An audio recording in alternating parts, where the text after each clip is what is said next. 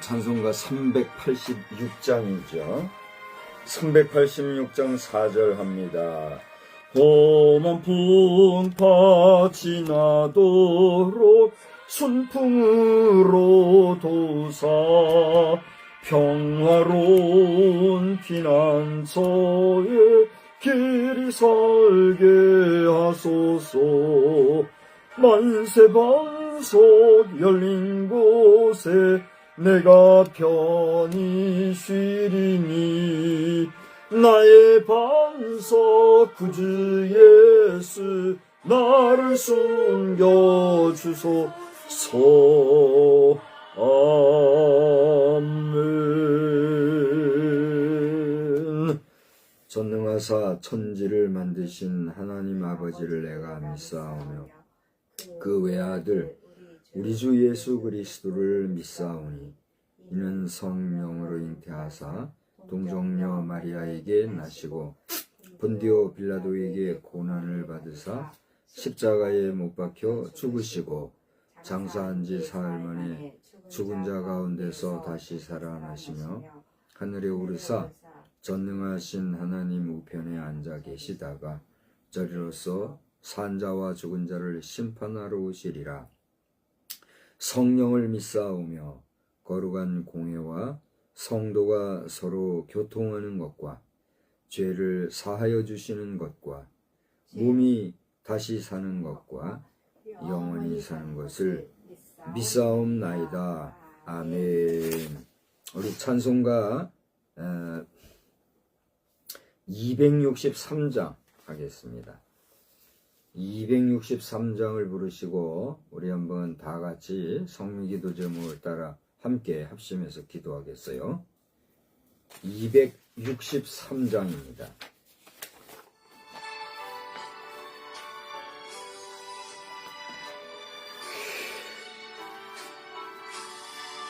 이 세상 험하거나 비록 약하나 날 기도 힘쓰면 긴 권능 얻겠네.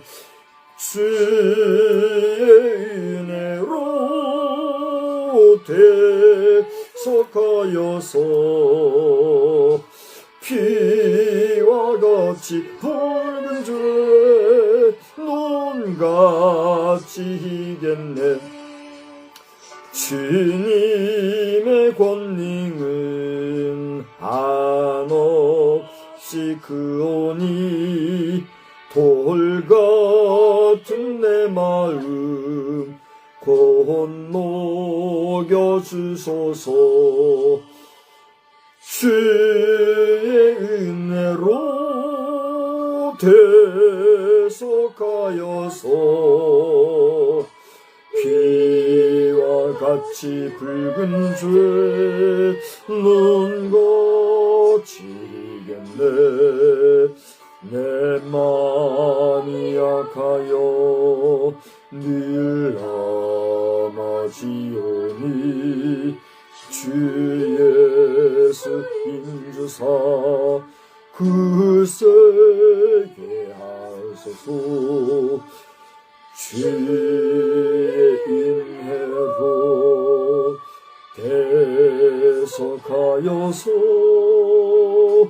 피와 같이 붉은 죄 눈같이 희겠네. 죄사함 받은 후 새 사람 되어서 주 앞에 서는 날 늘 찬송하겠네. 주의 은혜로 대속하여서 피와 같이 붉은 죄 눈같이 희겠네.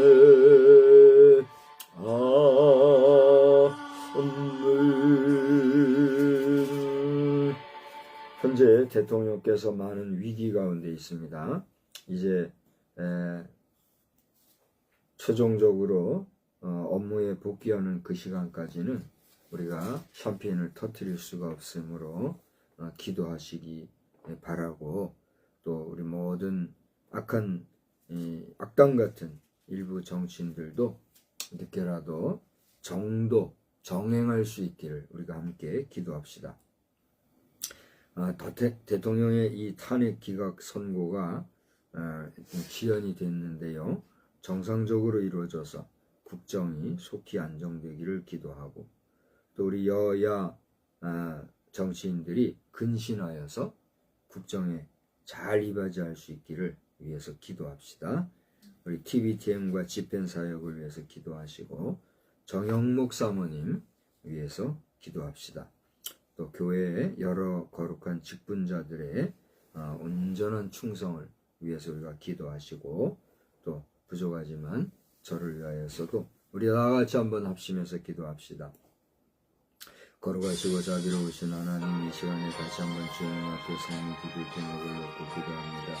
이 땅 우리 대한민국의 대통령 윤석열 대통령을 주님 세워주시고, 지금까지 의욕을 가지고 열심히 달려왔지만 여러가지 안팎의 괴로운 일들로 말미암아 위기에 처해 있고 많이 힘든 가운데 있습니다.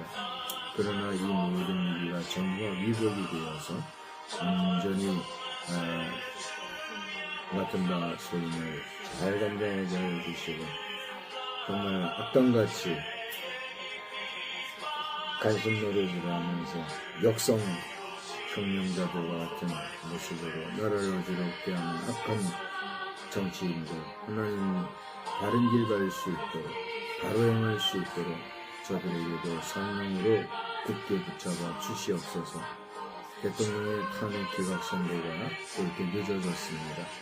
그래서 또 기다리는 시간이 길어지고 있는데, 주여 우리 8인 판사들에게 성령으로 꼭 붙잡아 주셔서 저들이 양심을 좇아 정상적으로 이 모든 선거를 잘 이룰 수 있도록, 그의 국정이 속히 안정될 수 있도록 하나님 도와주시기를 소원합니다. 여야 모든 정치인들이 근신하여 국정에 잘 이바지하게 하여 주시고, 하나님의 뜻에 합당하게 쓰임받는 자들만 되게 하여 주시옵소서. TVTM사역과 집행사역 저희의 힘으로는 아니됩니다. 하나님이여 저희들 허황된 꿈에서 끝나지 말게 도와주시고, 주님 도와주셔서 일이 잘 진행되게 하시고 정영 목사님을 위해서 기도하는 그 영역을 굳게 붙잡아 주셔서 평안히 잃지 않도록 인도하여 주시옵시고 각 교회에 세우신 거룩한 집권자들이 온전히 충성하는 역사들만 넘쳐나게 하여 주시옵소서. 부족한 종영육관에 아울러 강건함과 평강을 지켜주시고 이 밤에도 말씀을 전할 때 입술에 굳센 말씀으로 함께하여 주옵소서. 사랑과 자비가 충만하신 우리 구주 예수님의 이름으로 기도드리옵나이다. 아멘. 우리 말씀을 보아요. 누가복음에서 보겠습니다. 누가복음 12장. 누가복음 12장 54절로 59절까지를 보겠어요. 한 절씩 교독합니다. 54절.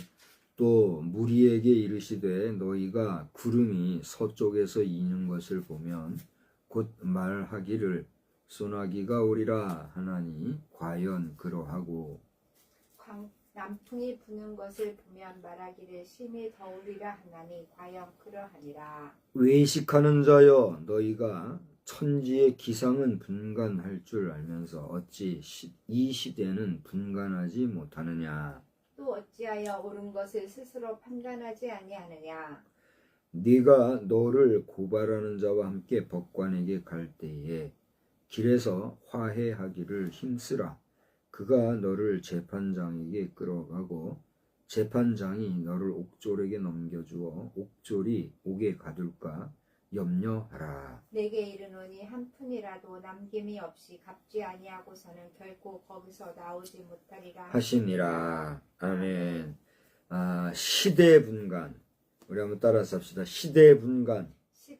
시대 분간이라는 제목으로 말씀을 전하고자 하는데, 먼저 하나님의 은혜가 여러분에게 충만히 임하시고 하나님의 그 세미하신 도우심의 은혜가 여러분에게 또한 넘치기를 우리 주님의 이름으로 축원합니다.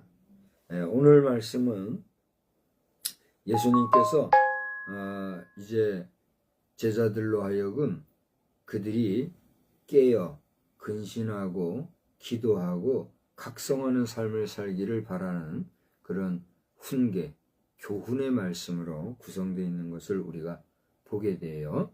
이 12장 전체를 보면은 이제 그러한 내용을 알 수가 있는데, 그 중에서도 오늘 읽은 56절부터 마지막 59절까지의 말씀은 여러분 성경에도 시대를 분간하고 화해하기를 힘쓰라 이런 제목이 붙어 있죠. 그런 것과 같이로 이 시대를 우리가 분간해야 하고, 그리고 어떤 일이든지 간에 화해하여야 되겠다. 화해하고 모든 그 얽힌 문제들을 좋은 방향으로 풀어가면 서로에게 덕이 되고 복이 되겠지만, 끝까지 고집 부리고 자기 주장을 하노라면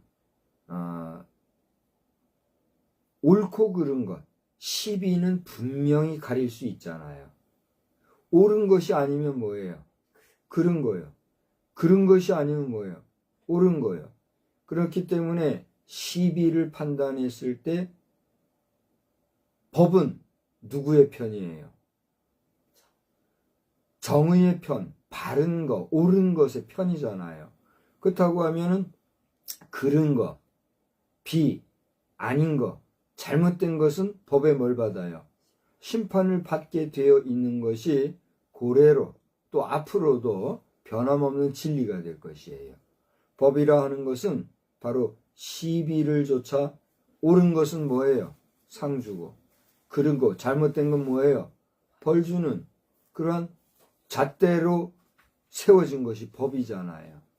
그러나 비록 잘못했다 할지라도 그 잘못을 깨닫고 인정하고 용서를 구하고 그 잘못한 것을 뉘우치면 우리는 그 잘못된 것이라 할지라도 용서해 줄 수 있는 기회가 있어요, 없어요?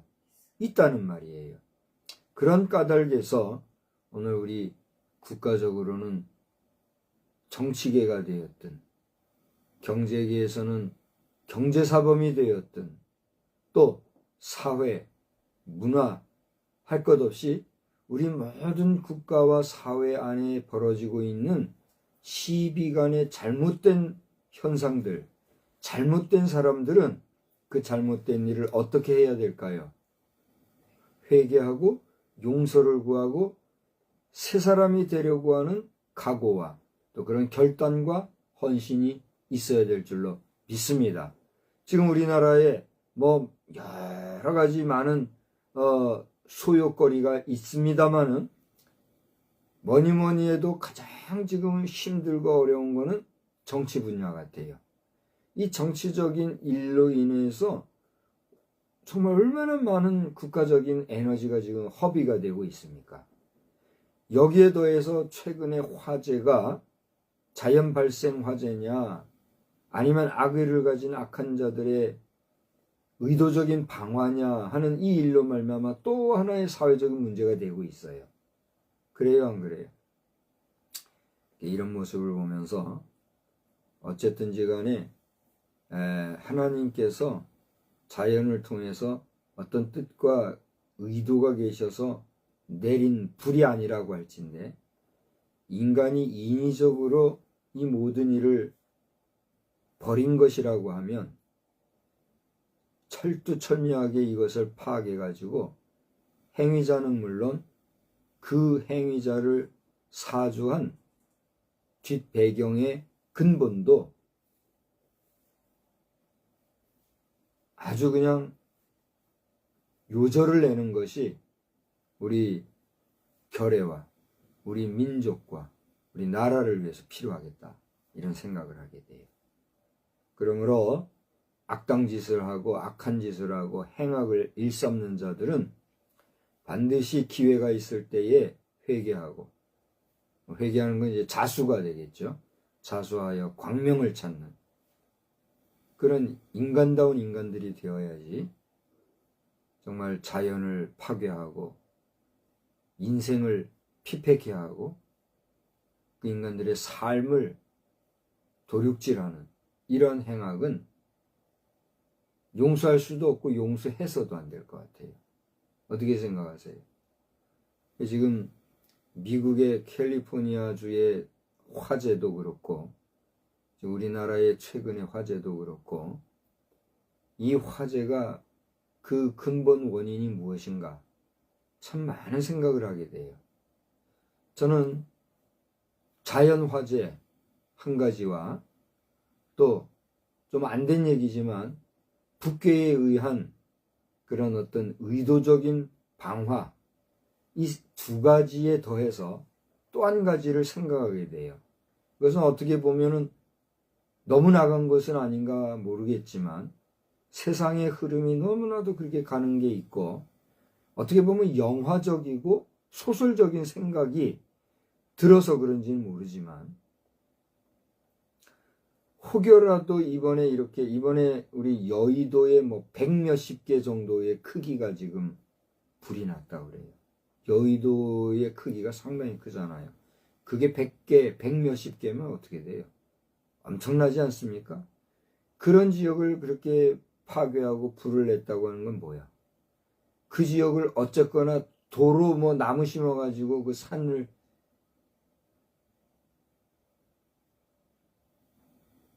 보호하고 하겠다고 하겠어요? 제가 볼 때는 이런 일들로 인해서 그 지역을 개발하려고 하는 못된 개발자들의 그 어떤 의도가 있다고 하면 정말 미안한 얘기지만 이것은 실수하는 것이고 비겁한 행위고 하나님께서 그냥 두지 않을 것이다. 하나님 그냥 두지 마셔야 합니다. 나는 얘기하는 거예요. 그래서 이 제3의 어떤 또 하나의 어떤 스토리가 현실이 안 되기를 바랄 뿐이에요. 두 번째도 그런 거예요. 두 번째도 북괴가 지령을 해서 이런 일이 생기지 않았으면 좋겠거니와 만약에 북괴의 소행이 이게 드러나고 사실이라고 하면 우리 한국 군사력은 그냥 뻥튀기로 그냥 뭐 소위 말하는 국뽕이라 그러죠. 국뽕식으로 그냥 잘난 체나 하고 그렇게 할 게 아니라 아주 그냥 요절을 내는 그런 대한민국 국군이 돼야지 언제까지나 이게 구질구질하게 해서는 안 됩니다. 국방부 장관도 없고 국방부 차관이 국방부 장관을 대행하고 있는 상황에서 제가 몇 번을 얘기했지만 대통령이 더 강력하게 해야 되는데 아주 그냥 약해가지고 이렇게 하다가 타이밍을 이상하게 잘못 맞춰가지고 오죽하면 계엄령을 내렸겠습니까마는 계엄령을 통해서라도 잘못된 것을 드러내려고 했는데 지금 더 그냥 수석거리고 있는 이런 형편에서 북한 공산주의자들이 이 사람들은 아직도 미안하다 잘못했단 말 한 번 안 하잖아요. 쟤들이 6.25 사변을 만들어 놓고 6.25 사변이라는 말도 쓰지 못하도록 말이죠. 지금에 와서는 한국전쟁이니 6.25 동란이니 6.25 전쟁이니 이런 말로 유하게 하고 우리 대한민국 백성들이 이 영상을 보면 좀 정신을 차려가지고 6.25 사변을 6.25 사변이라고 하지 뭐라고 해요. 그렇지 않아요? 사변과 전쟁은 다른 거예요. 엄격하게 말해서 전쟁은요 페어플레이예요. 사변은 뭐예요? 강도짓을 한 거예요. 그 강도짓을 한 전쟁을 사변이라고 말 못하고 전쟁이라고 두루뭉실 넘어가는 이 대한민국의 지도력 기가 막힌 거예요. 누구든지 이 이야기에 대해서 이견이 있는 자들은 그 더러운 말로 함부로 가볍게 입방아 찢는 말로 댓글하지 말고 예의를 갖추어서 정당하게 이견을 바라라 말이에요. 정신을 차리고 우리 대한민국 행정부가 또 우리 대통령 자신이 힘을 내고 힘차게 전진하는 우리 대한민국의 정치가 되기를 나는 힘도 없고 무임의 목사이다 보니 어떤 목소리도 바라지 못하고 그저 있을 뿐인데 기도할 뿐이에요. 하나님께서 도와주시라고. 내가 할 수 있는 게 뭐가 있겠어요. 나라를 위해서 기도해야 되고 오늘 제목처럼 제목이 뭐예요? 시대 분간 이런 제목이죠. 시대 분간인데 오늘 우리 사는 시대가 어떤 시대일까? 예수님께서는 마태복음이나 또 다른 여러 군데에서도 그 시대를 구분하고 그 시대를 잘 분간할 것에 대해서 우리에게 언급을 하신 적이 있어요. 그런데 오늘 누가의 시각에서 이야기하고 있는 이 누가복음에서 보니 예수님께서는 오늘 50 몇 절이에요? 4절에 구름이 서쪽에서 이는 것을 보면 소나기가 오리라 하고 남풍이 부는 것을 보면 심히 덥겠다. 이렇게 천지는 분간할 줄 알면서 그 다음 뭐라 그랬어요? 이 시대는 분간하지 못하는 거 보니까 니들은 외식하는 사람들이다. 이걸 얘기하고 있는 거예요. 여러분 우리가 믿노라 하면서도 이 시대가 지금 어떤 시대인가 제일 구분하지 못한다고 하면 우리의 믿음 생활이라는 거, 우리의 신앙 생활이라는 게 지금 어떤 상태라는 거예요. 외식하는 그냥 겉모양만 믿는 척하는 겉모양만 믿음이 있다고 하는 그런 생활을 하고 있는 거다 이런 얘기예요. 그러니까 사람 죽고 나서도 부활을 믿노라 하면서도 사실은 제대로 믿지 않으니까 사람 그냥 가볍게 물건 취급해서 불에 태워 화장시키고 간단하게 치우고 이런 식으로 하고 그걸 잘하느냐 편리주의로 치고 심지어는 국가에서도 그걸 또 돈을 주고 장려를 해요.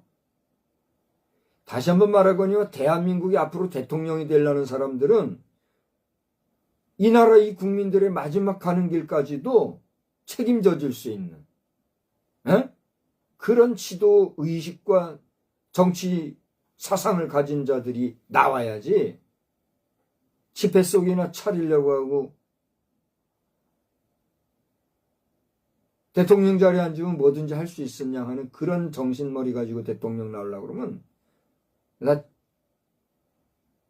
말로 표현을 못 하겠어요. 대통령 되면 뭐 하겠어요? 자기 영예와 명예만 구하려고 하는 것밖에 더 되겠어요? 지금 우리 국민의힘이라고 하는 당 안에서도 말이죠. 당내의 상황이 어떤지는 생각하지 않냐고 벌써부터 용꿈을 꾸는 꿈쟁이들이 있잖아요. 하여튼 요즘 들먹거리는 이 사람들은 싸그리 그냥 떨어뜨려야 돼요. 본 게임에 나오지도 못하도록 말이에요. 너무 사회적인 얘기고 정치적인 발언이고 또 부담스러운 얘기가 될 것 같아서 제가 그만 생략하려고 하는데, 우리가 우리나라의 형편을 지금 깨닫게 된다고 하면 기가 막힌 노릇이에요. 지금 여러분이 깨어 근신해야 합니다. 자, 그런데 이렇게 천지는 분간할 줄 알면서도 시대가 어떻게 되는가는 분간 못하는 너희들 정신 차려야 된다, 이런 얘기를 하면서 하나 더 얘기를 하고 계셔요. 그건 뭐냐면 또라는 말은 뭐예요? 앞에 지금 얘기하고 있는 이거 분간을 해야 된다는 이 얘기를 한 다음에 또 어찌하여 옳은 것을 스스로 판단하지 아니하느냐 하면서 그 다음에 58절 59절에 보니까 어떤 내용이 나와요? 예? 고발 사건에 대해서 나와요. 그죠? 저를 한번 보실래요? 이 세상에는 고발 사건이 있어요, 없어요? 이 세상에는 고발 사건이 많이 있어요. 그것이 경제적인 고발이 되었든 아니면 관계면에 있어서의 고발이 되었든 여러 가지 모양으로 여러 가지 환경에서 고발 사건이 있단 말이에요. 그러면 그 고발이라고 하는 것은 언제 하게 됩니까? 내가 아무런 마음의 동요나 마음의 불쾌함이나 어려움이 없는데도 그냥 지나가는 사람, 에이 저 사람 마음에 안 들어하고 쑥 고발하나요? 안 그렇잖아요. 어떨 때 우리는 고발을 하게 됩니까? 여기서 고발한다고 하는 건 뭐예요? 법에 호소하고 법으로 따져서 잘잘못을 논하고 잘못한 것에 대해서는 벌 주기를 바라는 그런 마음을 표현하는 게 고발하는 거잖아요. 언제 그런 고발을 하느냐 말이에요. 억울할 때. 또요.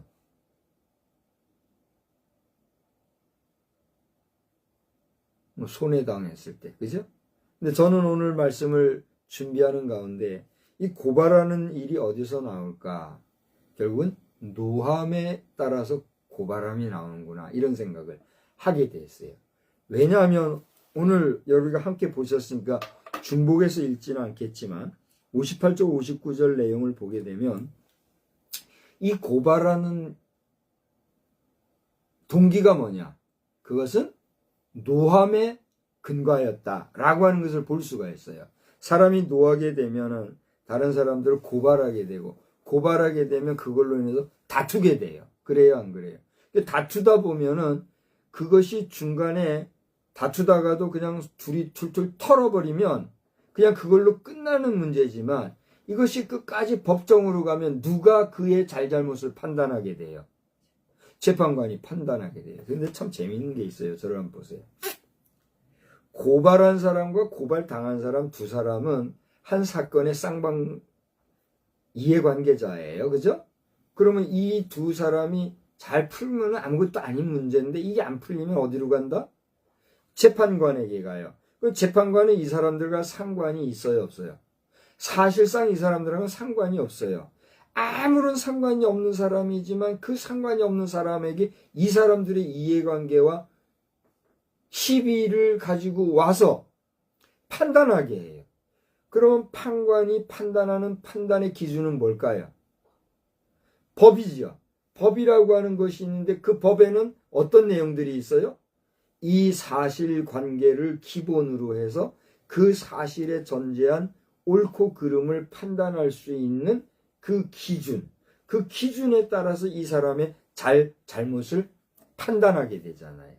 그런데 고대 얘기했지만 고발자와 피고발자가 아닌 판관의 입장에서는 아무리 법을 근거로 해서 이 시비를 판단한다 할지라도 이 판단이 신이 아닌 이상, 하나님이 아닌 이상 100% 정확하게 판단할 수가 있어요, 없어요?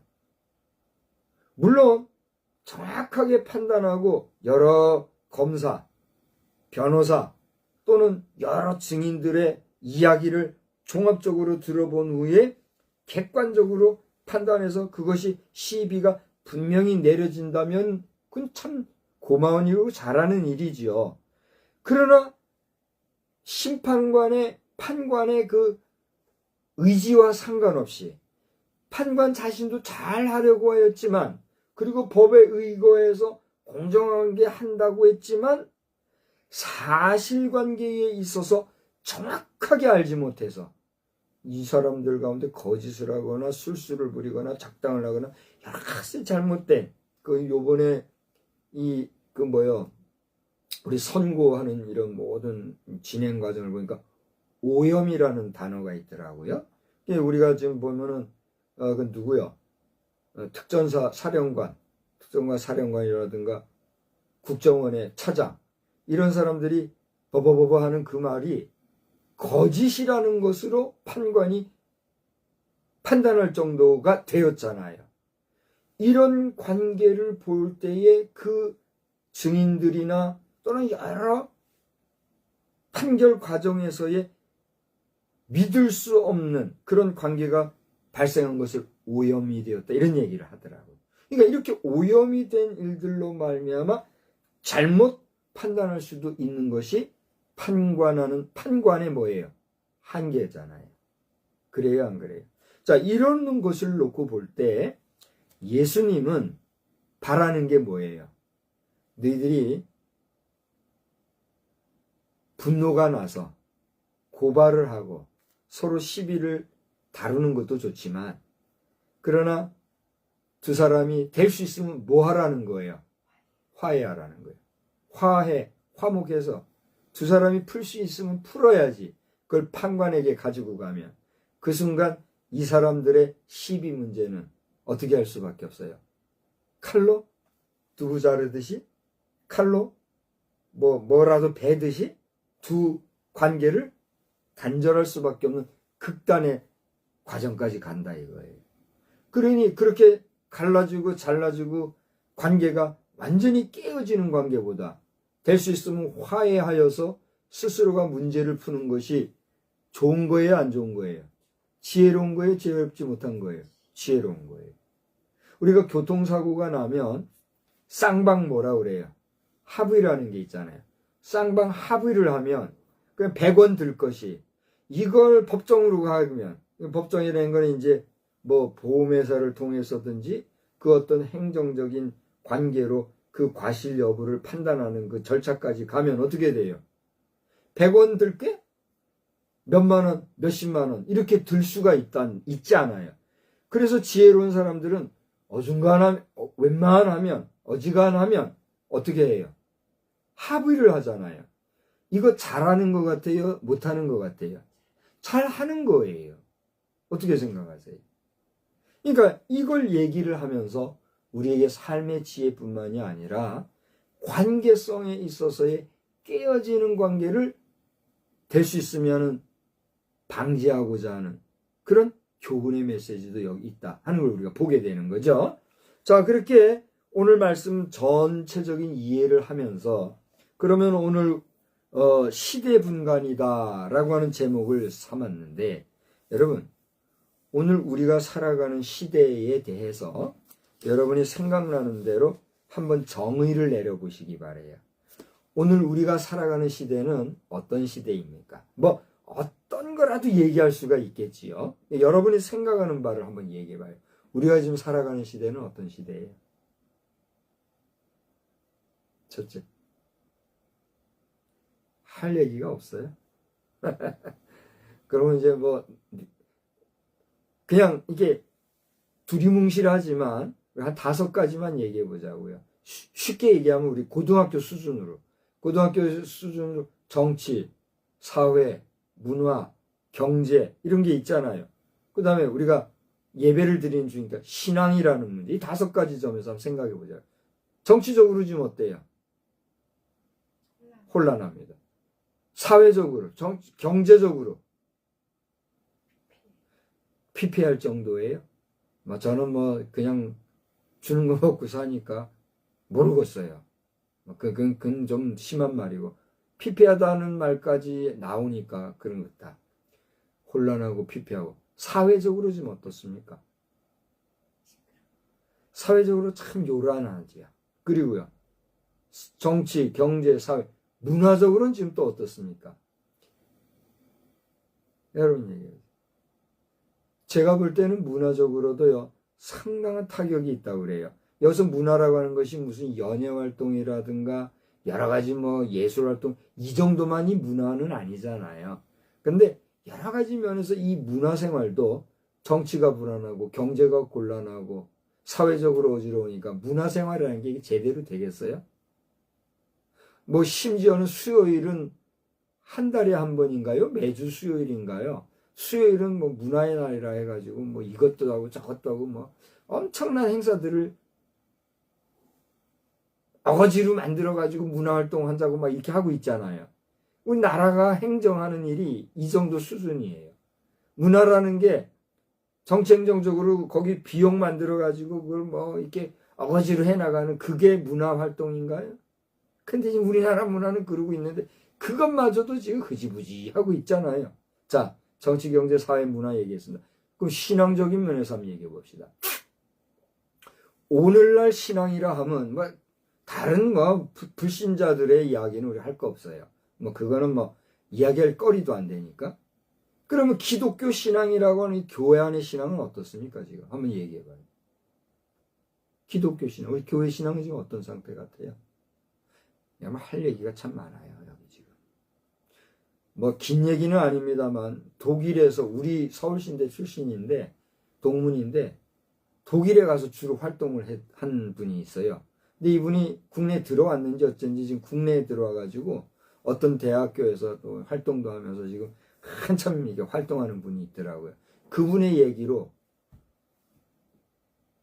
그 자신은 우리 한국에서 한참 뜨거울 때 독일 간 사람이거든요. 그러니까 독일에 있으면서 독일에서 적응하면서 한국 교회에 대해서 그렇게 자랑을 하고 자긍심을 가지고 이렇게 해온 거예요.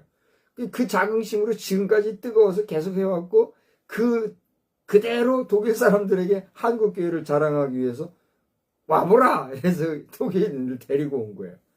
그런데 정작에 지금의 한국 교회를 보니 자신이 은혜 받고 뜨거웠던 그 시대하고 지금은 차이가 나요, 안 나요? 나거든요. 거의 한 3, 40년 전이니까. 데리고 와서 한국 교회 보여주려고 하니 너무나 미안하다는 거예요. 그런 얘기를 개인 SNS 올린 분이 계세요. 극단적인 한 얘기를 했지만 그분의 얘기를 통해서 그분의 얘기가 다름이 없구나 하는 것을 공감하는 입장에서 오늘 신앙적인 면도 좀 그래요. 자, 정리를 하자면 우리나라의 정치, 경제, 사회, 문화나 신앙적인 문제까지도 지금 총체적인 면에서 우리 한국 사회를 돌아볼 것 같으면 희망적입니까? 절망적입니까?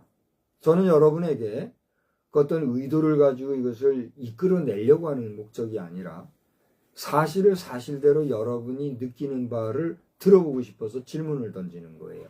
여러분이 한번 얘기를 해보세요.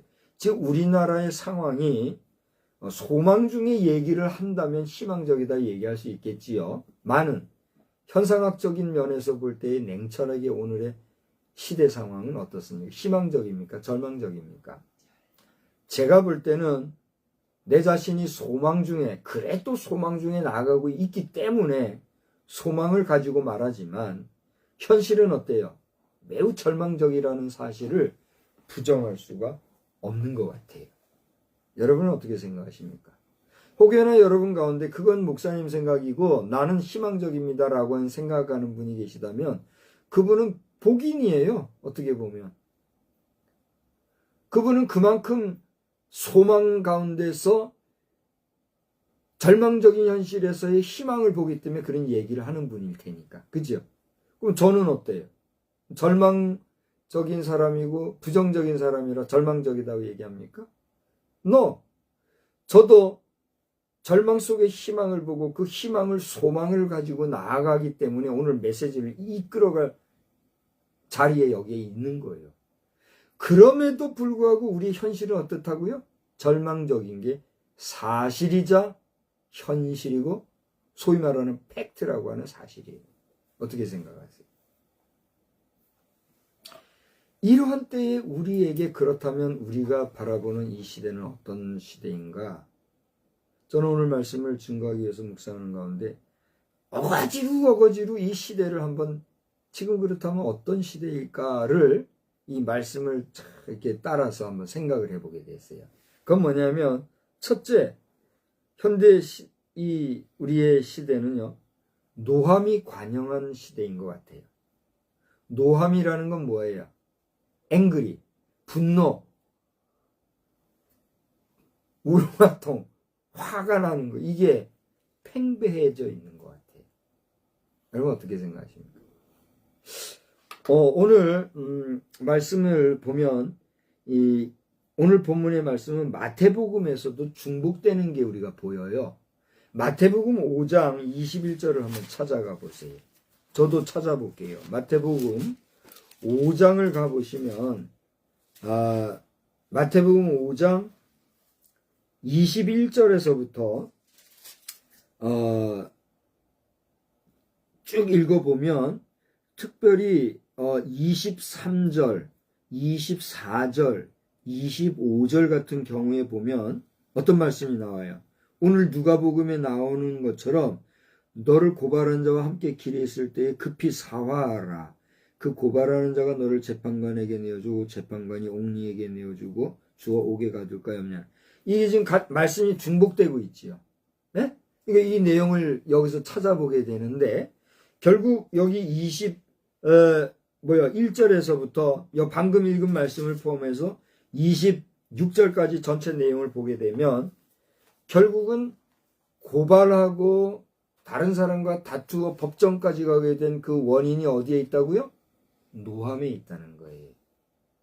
시비를 가리기 위한 그러한 법정으로의 동행도 있지만 그 근본이 무엇에 있다? 노함에 있다는 거죠. 우리는 여기서 하나의 단적인 예를 들어서 이야기하고 있지만 우리 시대를 가만히 돌아보면 좀 전에 얘기했죠. 정치, 경제, 사회, 문화, 신앙적인 부분까지 모든 부분을 이렇게 돌아보았는데 간단하게 그 깊은 내막에 들어가 보면 우리 속에 뭐가 있어요? 노함, 분노함, 화가 있다는 거예요. 화가. 현재 우리 살아가는 시대가 그래요. 그 화가 밖으로 표현된 게 뭐예요? 이번에 대형 화재 같아. 이것은 제가 잠깐 쪼크로 하는 이야기지만 우리 국민들의 속에 그 끓고 끓는 그 불이 밖으로 표출된 게 이게 불은 아닌가. 아까 제가 세 가지를 얘기했어요. 자연화재냐, 북계의 어떤 전술 전략이냐, 아니면 또 다른 미래의 개발을 위한 정말 치졸하고 옹졸하고 비겁한 사람들의 비행이냐. 제가 이런 얘기를 했잖아요. 그 차라리 말이에요. 절 보세요. 차라리 첫 번째 자연화재라면 우리 국민들의 그 화 속에 있는 응어리진 그 화덩어리가 지금 이렇게 불과 같이 너희들이 있다. 너희들 정신 차려라 하는 하나님의 사인이라면, 그래서 하나님이 친히 내려주신 대자연을 통한 자연화재라면 저는 차라리 감사하다고 생각하는 거예요. 어떻게 생각하세요? 왜요? 우리 국민들의 마음이 지금 이렇게 불타고 있다는 걸 대자연을 통해서 하나님이 보여주셨다. 이걸 얘기하고 싶은 거예요. 그러면 이제 우리가 어떻게 해야 되겠어요? 서로가 정신을 차리고 우리 마음의 불을 꺼야죠. 그렇잖아요? 저도 지금 이 황교안 씨를 이름을 대서 안 됐지만 황교안 씨나 뭐죠? 여자 정치 지도자 나경, 하여튼 뭐 나경 뭐라고 하는 사람 있잖아요. 이런 사람이나 지금은 안 나오고 있는데 대통령실 측근에서 무슨 젊은 여자 국회의원 했던 친구 있잖아요. 이번에는 안 돼가지고 국회의원 못하고 있어요. 그 대통령실에서 어딘가 지금 하고 있는 줄 알아요. 그런 친구나 이런 사람들 내가 직접 그분들과 만날 수 있는 형편이 안 되잖아요. 또 서로 간의 시간도 어렵고. 그러니까 오프라인에서 안 돼. 저를 보세요. 오프라인에서 안 되는 부분을 온라인을 통해서라도 나누고 서로 간의 나눔을 통해서 협력 관계를 만들어 보고 싶은 마음이 있어서 그렇게 연락을 취해도 저는 이제 뭐 미끄러졌어요. 더 이상 관계가 될 수도 없고 청해도 함께 할 수도 없어요. 그런 걸 볼 때 저를 보세요. 저도 속에서 얼마나 불이 끓는지 모르겠더라고요. 대통령을 거론해서 안 됐지만 대통령께서도 보다 강력하게 보다 강하게 뭘 끌어나가고 법조인이고 법을 그렇게 잘 알고 그죠? 그 법통이잖아요. 그런 사람이라면 강력한 드라이브로서 강력한 대통령제로서 끌고 가야 할 분이 이렇게 못해가지고 이게 하는 모습을 볼 때 열불이 나는 거예요. 열불이. 아무것도 아닌 저 같은 사람도 속에서 그런 불이 실제하고 있는데 저보다 더 현실적으로나 실상을 알고 있는 사람들 얼마나 열불이 나겠어요. 기가 막힌 거지. 그러니까 하나님께서 이걸 보여주시는 거다. 이거. 그러나 두 번째, 세 번째 같은 경우는 어떻게 해요?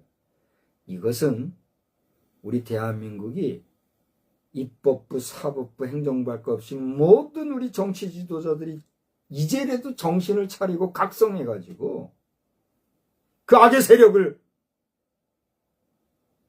분명하게, 단호하게, 냉정할 정도로 가혹할 정도로 치리해야지. 그렇지 않으면 대한민국이라는 존재는 흐지부지 아니할 말로 저 미국의 놀이개끔밖에 안 된다는 거예요. 트럼프 대통령께서 이 영상을 보실지 모르겠는데 트럼프 대통령께서 우리 대한민국을 볼 때 어떤 생각을 하겠어요? 아이고 한심한 것들 그러지 않겠어요? 어떻게 생각하세요?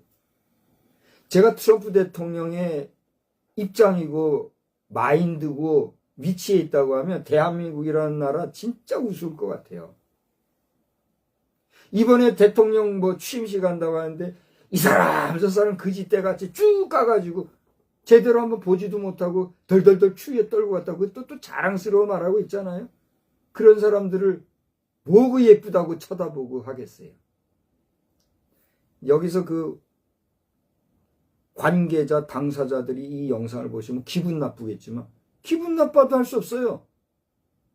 국민의 입장에서 보는 시각이 그런 거니까 다른 사람들은 말하지 못할지 몰라도 저는 오늘 메시지를 전하는 메신저로서 그 내용을 이야기하는 거예요. 이게 국민의 하나의 목소리라는 걸 말 못하는 사람을 대변해서 얘기하는 거예요. 그렇지 않습니까? 이런 노함이 있는 이 시대다. 제가 지금 얘기했죠. 우리 시대가 지금 어떤 시대인가 이 얘기했어요. 두 번째로는요. 절 보세요. 이 노함뿐만이 아니라 지금 우리 시대, 다른 나라는 제가 잘 모르겠어요. 우리나라의 상황을 볼 때 우리나라는 뭐가 또한 팽배해 있을까? 뭐가 팽배해 있을 것 같아요. 저는 제가 생각을 하려고 해서 생각한 게 아니라 오늘 말씀을 전하기 위해서 아까 그랬죠. 어지러워 뭐 어떤 시대입니까? 구하였는데 하나님은 불의의 시대다는 거예요. 계시록 요한계시록 몇 장이에요? 22장에 보면은 그 시대 말에 있어질 현상들에 대해서 우리에게 얘기해 주고 있는 바가 있어요. 그죠? 그래서 저는 얼른 찾아봤어요. 여러분도 한번 좀 같이 찾아보세요. 주님께서 우리나라가 지금 불의가 가득하다 이렇게 가르쳐 주셔서 그게 어디에 있나요? 이렇게 생각을 해보는 가운데 계시록을 보면 그런 말씀이 있어요. 한번 보세요. 계시록 22장 10절 한번 봐봐요. 또 내게 말하되 이 두루마리의 예언의 말씀을 임봉하지 말라. 때가 가까우니라. 뭐가 그 다음에? 불의를 행하는 자는 그대로 불의를 행하고 더러운 자는 그대로 더럽고 의로운 자는 거룩한 자는 절 보세요. 주님의 도래하심, 주님의 다시 오시는 임재하실 그날이 언제인지는 알지 못하나 그날과 그때가 가까울수록 이런 일들이 관영하다는 거예요. 지금 그런 시대가 그렇다는 거예요. 오늘날 굳이 종말론을 말하지 아니하더라도 많은 메신저들이 말하기를 주님이 오실 때가 가까웠다. 시대 상황이 지금 뭐 걷잡을 수 없을 정도 다 된 것 같다. 이런 얘기하잖아요. 저를 한번 봐보세요. 그런 총체적인 지구 종말적인 현상일 뿐만이 아니라 고대 얘기한 대로 축소하여 작금 우리 대한민국 상황만을 봐도 우리나라에 지금 불의가 팽배한 것 같아요? 안 팽배한 것 같아요? 여러분이 얘기해 보세요. 우리나라가 불의가 팽배해요? 팽배하지 않아요? 저는 지난 며칠 날 제가 서울에 갔다 왔죠? 수요일 26일 날. 26일 날 제가 국립중앙도서관에서 이제 인문학 강의가 있어서 갔다 왔어요. 좀 100% 깨어나지는 않았지만 그래도 기분 좋게 강의를 듣고 이제 귀가를 하는데 그 이제 나오면은 대법원 쪽으로 해서 사랑의 교회 지나서 이렇게 해서 이제 고속도로로 오잖아요. 그 길을 오는데 또 거기서 난리를 치고 소란스럽게 많은 사람들이 모여 있더라고요. 누군가 보니까 이재명 씨에 대해서 어쩌고저쩌고 하는 사람들이라고요. 제가 알기로는 그날 2시경인가 선고가 났잖아요. 그러니까 2시 지나서 이제 2시 몇 분쯤 선고가 났을 거 아니에요. 근데 저는 그때까지도 관심을 안 가지고, 관심은 있었죠. 관심은 있었지만 신경은 안 썼죠. 어떻게 되든 결론은 날 거니까. 내 신경 쓸 이유가 없으니까. 근데 가만히 분위기 보니까 저 사람들이 좋은 쪽으로 됐을 것 같아요. 그러니까 내가 일부러 찾아보려다가 찾아보지도 않았고 그냥 와서 집에 와서 이제 보려고 운전 중이니까. 근데 결론은 보니까 그 무죄로 선고가 났던가 봐요. 그러니까 이제 좋다고 거기서 해는 거예요. 하면서 또 대통령을 탄핵하라 하면서 계속 떠들고 길가에서 그러고 있더라고요. 절 보세요. 지금 우리나라의 젊은 청년들의 무직 상태가 100만이 넘는다 그러더라고요. 저도 무임 목사 입장에서 이런 얘기한다는 게 솔직히 마음이 걸리기는 하지만 우리 젊은이들이 100만이 넘어서 직장생활도 제대로 못하는 이 사람들이 이런 데서 시간 보내는 거예요. 사회가 이렇게 되겠어요? 그렇게 하는 사람들 국가가 또 돈을 줘서 기본적으로 청년들 살린다? 받아먹는 청년들 입장에서 좋은 얘기겠죠. 당장이라도 밥 한 끼 얻어먹을 수 있으니까 좋은 얘기.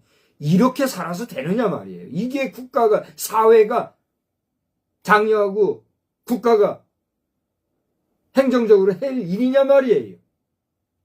그렇잖아요?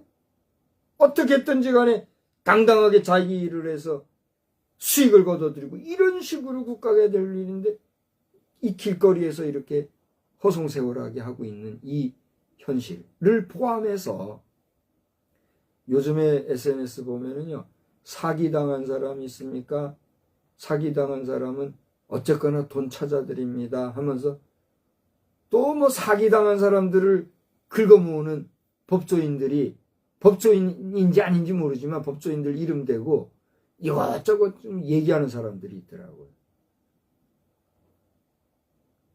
얼마나 불의가 난무했으면 오프라인이나 온라인이나 할 것 없이 사기치는 사람, 횡령하는 사람, 거짓말하는 사람, 이런 일들이 난무하네. 이게 어느 나라 이야기요? 제가 외국에 갈 일이 없잖아요. 오라는 데도 없고. 그리고 대한민국 안에만 있는데 대한민국 사회를 볼 때 불의가 지금 넘치다는 거예요. 오늘 말씀을 전함에 있어서 저를 통해서 하나님이 이 나라의 현실을 지금 이야기하고 있는 거예요. 여러분은 어떻게 생각하십니까? 또 하나 보세요. 오늘 이 시대가 어떤 시대입니까? 이 시대를 보니 불법이 난무하다. 절 보세요. 불의가 난무하다는 건 뭐예요? 그 생각 속에 의지, 뜻이 부정하다는 거. 그게 불의예요. 그 뜻이 부정하고 생각이 불의하니까 그 불의하고 부정한 생각이 뭐로 나타나요?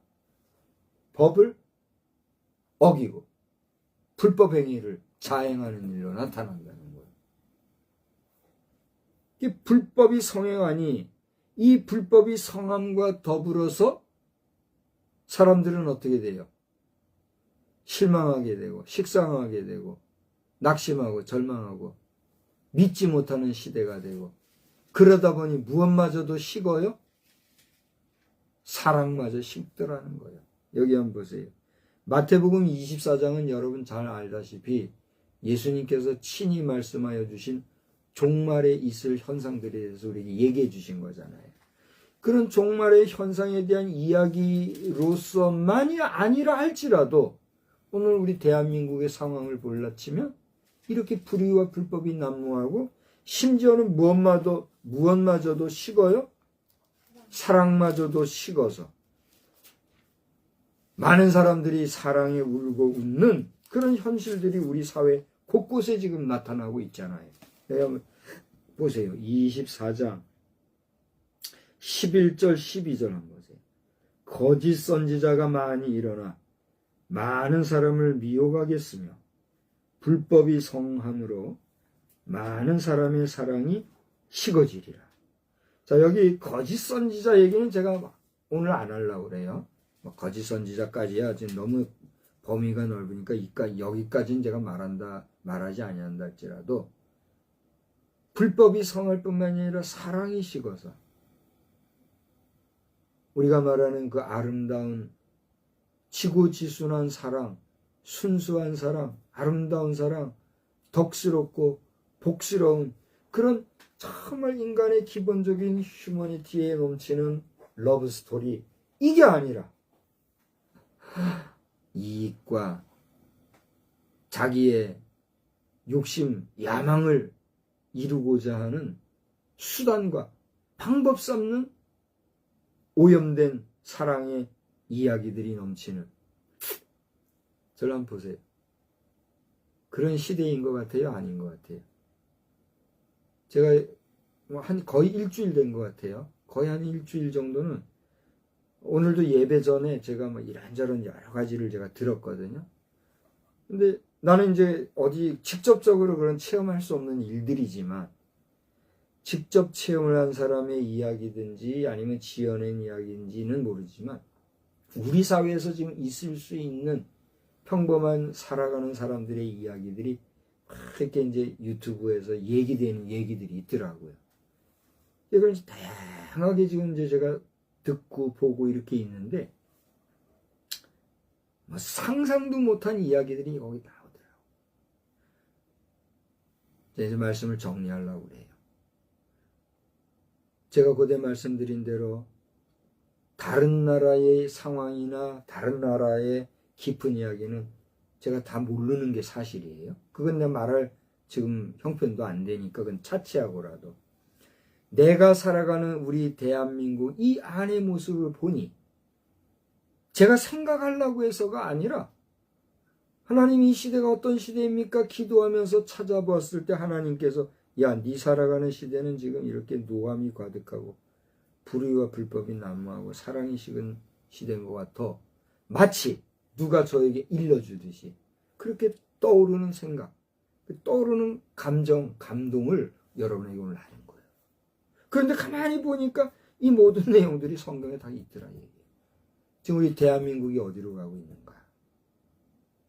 오늘 저는 우리 사회, 대한민국을 고발하거나 우리나라가 싫어 미워서 이렇게 욕하려고 한 부정적인 입장에서, 부정적인 시각에서 사회를 고발한 그런 것이 아니라, 우리 시대가 하나님이 부족하지만 종행을 통해서 지적해 주시는 것과 같은 이런 시대라면, 이런 시대에 우리가 해야 할 것이 무엇인가? 이런 시대에 내가 할 것이 무엇인가?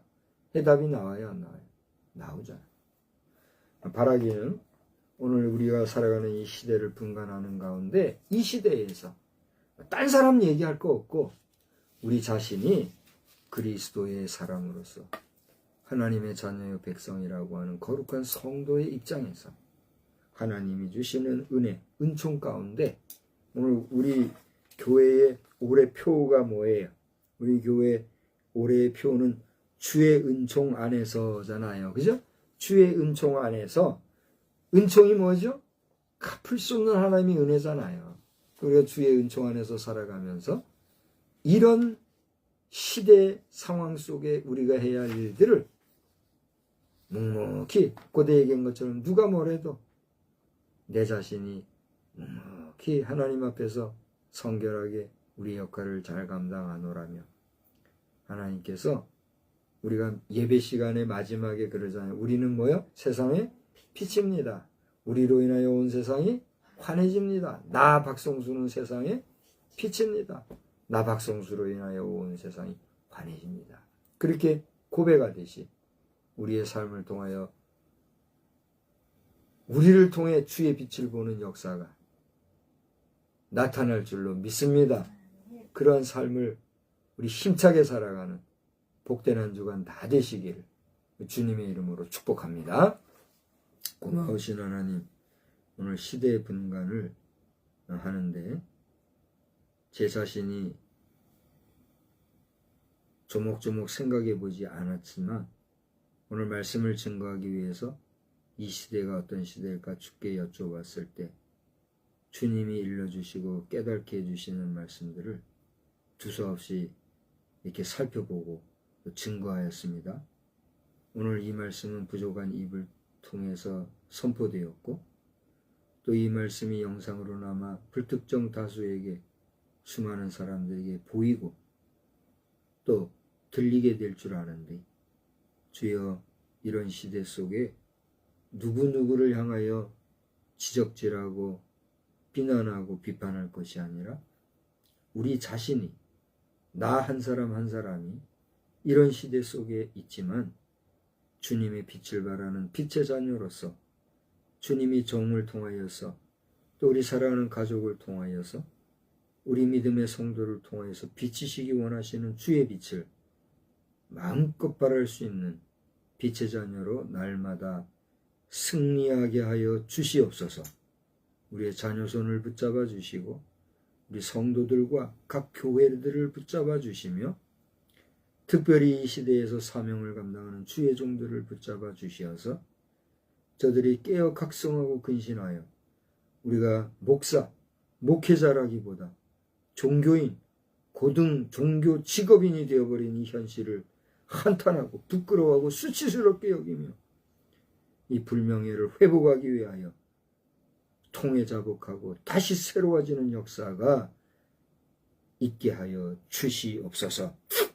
주여, 이 밤에도 저희들에게 단잠 주시고 새아침 맞을 때에 복된 역사가 넘쳐나게 하여 주시기 원하옵고, 화재로 인하여 도탄에 빠진 우리 국민들, 각 지역의 희생자, 피해자들 주여 도와주시고 불쌍히 여겨주시고 이 모든 일들이 속히 수습되도록 지혜를 허락하여 주시옵소서.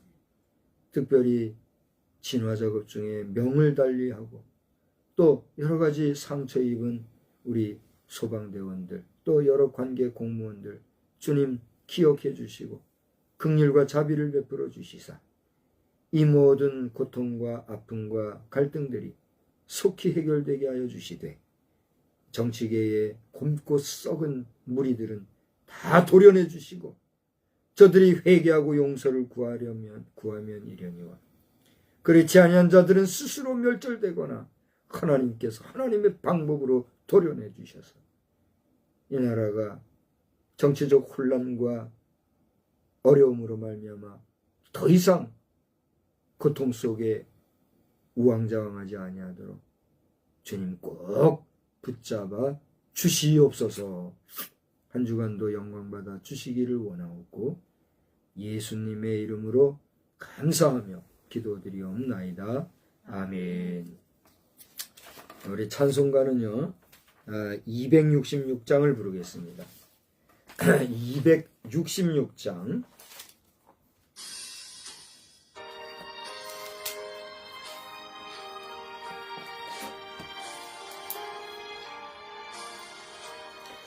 주의 피로 이룬 샘물 참 깊고 넓도다. 구원하는 그 신능력 더 찬송할지라. 찬송하세 주의 보혈 그 샘에 지금 나가 죄에 깊이 빠진 이 몸 그 피로 씻어 맑히네. 죄악 세상 이김으로 거룩한 길 가는 나의 마음 성전 삼고 주께서 계시 찬송하세 주의 보혈 그 샘에 지금 나아가 죄에 깊이 빠진 이 몸 그 피로 씻어 주 예수를 깊이 아는 놀라운 그 은혜 하늘나라 즐거움이 매일 새롭도다. 찬송하세 주의 보혈 그 샘에 지금 나아가 죄에 깊이 빠진 이 몸 그 피로 씻어 맑히네. 이제는 아버지 하나님의 놀라우신 사랑과 우리 주 예수 그리스도의 크신 희생하심과 성령님의 가르쳐 주시고 이끌어 주시는 능력의 역사가 오늘 우리가 살아가는 시대를 주께 조명받아 이 시대에 어떻게 살아갈까 다시 한번 나를 성결한 삶을 살기로 다짐하고 나아가는 우리 모두 위에 이제로부터 영원히 함께 계실지어다. 아멘. 주여 써주시옵소서.